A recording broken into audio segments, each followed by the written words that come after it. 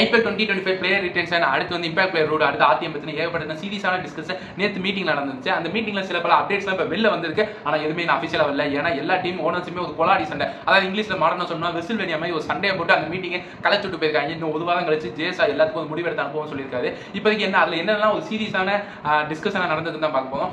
ஆறு டீம் பார்த்தோம்னா அவங்க வந்து மெகா ஆக்ஷனே வேணாம், இருக்கிற பிளேயர் ரிட்டென்ஷன் வச்சுக்கிட்டு நம்ம வந்து ஒரு மினி ஆக்ஷன் மாதிரி கண்டக்ட் பண்ணலாம் சொல்றாங்க. மீதி இருக்கிற 4 டீம் பார்த்தோம்னா எங்களுக்கு கண்டிப்பாக மெகா ஆக்ஷன் வேணும்னு சொல்றாங்க. யாரெல்லாம் சொல்றாங்கன்னு பார்த்தோம்னா Royal Challengers Bengaluru, Delhi Capitals, Punjab Kings, அவர் கூட லக்னோ சூப்பர் ஜெயின்ஸ். இந்த 4 டீம் மட்டும் தான் இந்த ஐபிஎல் கப்படிக்காம இருக்காங்க. இதுல ஏதோ சூழ்ச்சி இருக்க மாதிரி இருக்குன்னு எனக்கு தோணுது. அடுத்து பார்த்தோம்னா பஞ்சாப் கிங்ஸ் ஓனருக்கும் கேகேஆர் ஓனருக்கும் நேற்று ஒரு காலசாரமான விவாதம் நடந்திருக்குன்னு தான் சொல்றாங்க. ஏன்னு பார்த்தோம்னா Kolkata night Riders team management மொத்தமே எங்களுக்கு ஏகப்பட்ட அதிகமான 8 ரிட்டென்ஷன் கிட்ட வேணும்னு சொல்லியிருக்காங்க. இது எது பஞ்சாப் கிங்ஸ் பார்த்தோம்னா எங்களுக்கு 3 ரிட்டென்ஷன் போகணும், இது இருக்க எல்லா பேரும் நாங்கள் ஆக்சல் எடுத்துக்கணும், ஒரு பயங்கரமா சொல்லி ஒரு பயங்கரமான சண்டை நடந்துருக்கு சொல்றாங்க. அடுத்து வந்து இன்னொரு ஒரு முக்கியமான இதுதான் சொல்லியிருக்காங்க. என்னன்னு பார்த்தோம்னா காவியா மாதன், எல்லாருக்குமே தெரிஞ்சு சன்ரைசர்ஸ் மேட்ச்னால காவியா மாதன் பல பேர் சிம் பண்ணிட்டு இருக்காங்க. அதில் நானும் ஒருத்தாள் தான். இப்போதைக்கு என்ன நடந்துருக்கு பார்த்தோம்னா அவங்க என்ன சொல்லியிருக்காங்க பார்த்தோம்னா இந்த மாதிரி ஃபாரின் பிளேயர்ஸ் ஆக்ஷன்ல பேர் கொடுத்துட்டு கடைசி நேரத்தில் அவங்களுக்கு ஏற்ற பிரைஸ் கிடைக்கலன்னு சொல்லி இன்ஜுரின்னு சொல்லிட்டு வேற ஏதாவது பர்சனல் ரீசன் சொல்லிட்டு வந்து புல் அவுட் பண்றாங்க.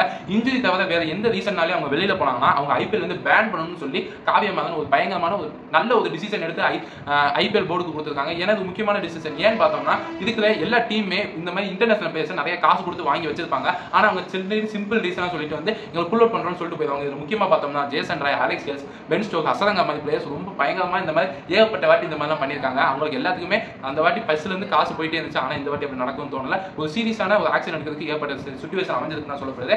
அடுத்து வந்து சிஎஸ்கே டீம் ஒரு பயங்கரமான ஒரு குட்டையை குழப்பி விட்டுருக்காங்க தான் சொல்ல போறோம். ஏன்னா சிஎஸ்கே டீம் மட்டும் ஒரு தனியா ஒரு வந்து ரெக்வஸ்ட் வச்சிருக்காங்க. என்னன்னு பார்த்தோம்னா அதாவது ஐபிஎல் ஸ்டார்ட் ஆனதுல இருந்து 2021 ஐபிஎல் சீசன் வரையுமே ஒரு ரூல் இருக்கு. என்ன இருக்குன்னு பார்த்தோம்னா ஒரு பிளேயர் இன்டர்நேஷனல் கிரிக்கெட்ல இருந்து ரிட்டையர்ட் ஆகி 5 அதுக்கு மேல வருஷம் போயிடுச்சுன்னா அவர் வந்து அன்கேப்டு பிளேயர் லிஸ்ட்ல வந்து சைன் பண்ணலாம்னு சொல்லி ஒரு நல்ல ரூல் இருக்கு. அந்த ரூல் அதுக்கடுத்து ஒரு 3 வருஷம் தொலைஞ்சு போயிருந்துச்சு. ஆனா சிஎஸ்கே மேனேஜ்மெண்ட் மட்டும் அவங்க மட்டுமே தனியா இந்த ரூலை மாதிரி வந்து ரீஇன்ட்ரோடியூஸ் பண்ணுங்க, அப்படின்னா எங்களால எம்எஸ் தோனியை வந்து அன்கேப் பிளேயர் லிஸ்ட்ல வந்து சைன் பண்ண முடியும்னு சொல்லி ஒரு பயங்கரமா ஒரு கள்ளத்தனமான ஒரு முடிவு எடுத்து உள்ள போட்டுட்டாங்க. ஆனா அது எந்த டீமே அது வந்து ஒத்துழைக்க மாட்டாங்கன்னு எல்லாருக்குமே நல்லா தெரிஞ்சிருக்கும். ஏன்னு பார்த்தோம்னா எம்எஸ் தோனி மாதிரி ஒரு பிராண்ட் வேல்யூ பிளேயரை அவங்க அன்கேப்டு பிளேயரா வந்து எடுக்கிறதே பயங்கரமான தப்பா இருக்கு.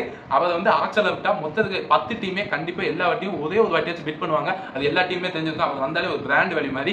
இது மாதிரி ஏற்பட்ட இன்ட்ரெஸ்டிங்கான ஐபிஎல் அப்டேட்ஸ் இன்னும் ஒரு வாரத்துல வந்து பயங்கரமா குட்டி கிடக்கு. இந்த அப்டேட்ஸ்லாம் நீங்க தெரிஞ்சுமா தொடர்ந்து நம்ம யூடியூப் சேனல், அடுத்து வந்து இன்ஸ்டாகிராம் சேனலை வந்து ஃபாலோ பண்ண மட்டுமே தெரிஞ்சுக்கணும். அது மட்டும் இல்லாம இந்த அப்டேட்ஸை பத்தி உங்களுக்கு கருத்தை கீழே கமெண்ட் செக்ஷன்ல சொல்லிட்டு போங்க.